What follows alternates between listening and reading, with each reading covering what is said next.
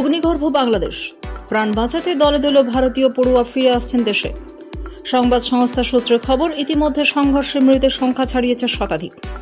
বিভিন্ন সংবাদ সংস্থার প্রতিবেদন সূত্রে জানা যাচ্ছে, কোটা বিরোধী আন্দোলনে বাংলাদেশে এখনো পর্যন্ত 115 জনের মৃত্যু হয়েছে, 3000 জনের বেশি আহত।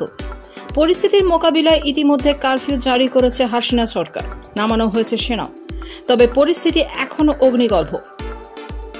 সংবাদ সংস্থা সূত্রে খবর, ফিরে আসাদের মধ্যে সিংহভাগই ডাক্তারি ছাত্র এবং তাদের বেশিরভাগই উত্তরপ্রদেশ, হরিয়ানা, মেঘালয় এবং জম্মু ও কাশ্মীরের বাসিন্দা। জানা যাচ্ছে, শুক্রবার ত্রিপুরায় আগরতলার কাছে আখুরাতে আন্তর্জাতিক স্থলবন্দর এবং মেঘালয়ের ডাউকিতে আন্তর্জাতিক স্থলবন্দর দিয়ে দেশে ফিরেছেন প্রায় 1000 পড়ুয়ারা। অন্যদিকে শুক্রবারই কোচবিহারে ভারত বাংলাদেশ সীমান্তের মেখলিগঞ্জ গেট দিয়ে বাংলাদেশের রংপুর মেডিকেল কলেজে 33 জন ছাত্রছাত্রী ভারতে প্রবেশ করেছেন। তাদের মধ্যে 6 জন ভারতীয়, 18 জন ভুটানের এবং নেপালের 9 জন ছাত্রছাত্রী রয়েছেন। পড়ুয়ারা বলছেন যে তারা অপেক্ষা করছিলেন এবং দেখছিলেন, কিন্তু অবশেষে বৃহস্পতিবার ইন্টারনেট প্রায় সম্পূর্ণ বন্ধ কার্যকর হওয়ার পর এবং টেলিফোন পরিষেবাগুলিও মারাত্মকভাবে প্রভাবিত হওয়ার পরে আর ঝুঁকি নেননি, দেশে ফেরার সিদ্ধান্ত নিয়ে নেন। হরিয়ানা থেকে চট্টগ্রামের মেরিন সিটি মেডিকেল কলেজ ও হাসপাতালে ডাক্তারি পড়তে গিয়েছিলেন আমির। দ্বিতীয় বর্ষের ডাক্তারি পড়ুয়া আমির বলেন, গত কয়েকদিন ধরে পরিস্থিতির ক্রমশ অবনতি হচ্ছিল।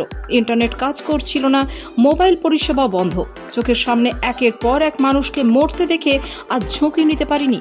প্রাণ বাঁচাতে আমরা কলেজের কয়েকজন ছাত্র দেশে ফিরে এসেছি। আমির জানিয়েছে, বিমানের টিকিটও মেলেনি, বাধ্য হয়ে ঘুরপথে আগরতলা হয়ে ভারতে প্রবেশ করেন।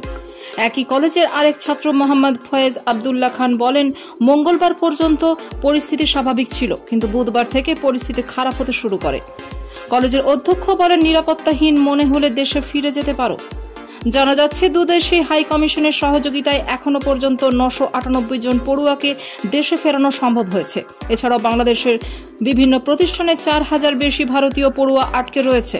আকাশপথে তাদের ফিরিয়ে আনতে দুদেশের হাই কমিশন সব ধরনের চেষ্টা করছে। এ বিষয়ে যোগাযোগের জন্য দুদেশের হাই কমিশনের তরফে এক বিবৃতিতে কয়েকটি জরুরি নম্বরে উল্লেখ করা হয়েছে।